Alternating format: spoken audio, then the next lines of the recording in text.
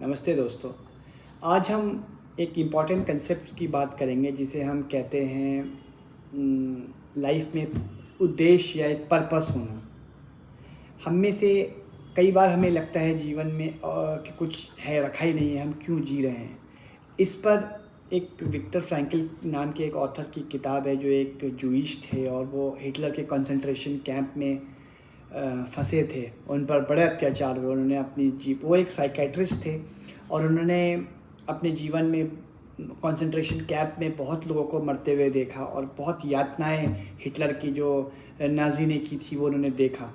उसमें उन्होंने एक चीज़ पाई कि जिन जिन लोगों के जीवन में एक उद्देश्य था, पर्पस था, वो उस मुश्किल हालातों में भी जी गए और उससे निकल पाए।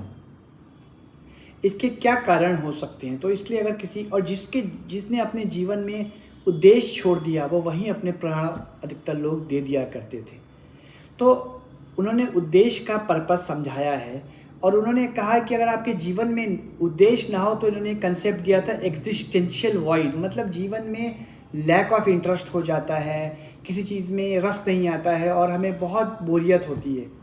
तो जैसे आपने मंडे टू फ्राइडे बहुत सैटरडे काम किया, लेकिन जब संडे आपके पास एक फ्री टाइम मिला तो आपको समझ ही नहीं है क्या करना है।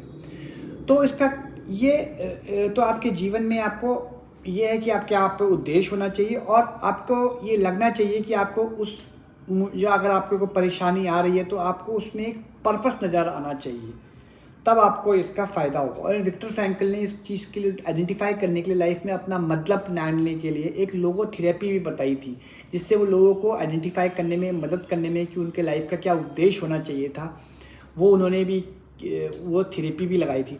तो उससे कुल मिला के ये है कि अगर आपको एक अच्छा जीवन जीना है, अपनी और खुशहाली लानी है जीवन में, तो आपके जीवन में एक उद्देश्य होना चाहिए। चाहे वो अपने बच्चों को अच्छा बनाना हो या कुछ भी हो, एक अच्छा उद्देश्य आपके जीवन में ज़रूरी है। Thank you.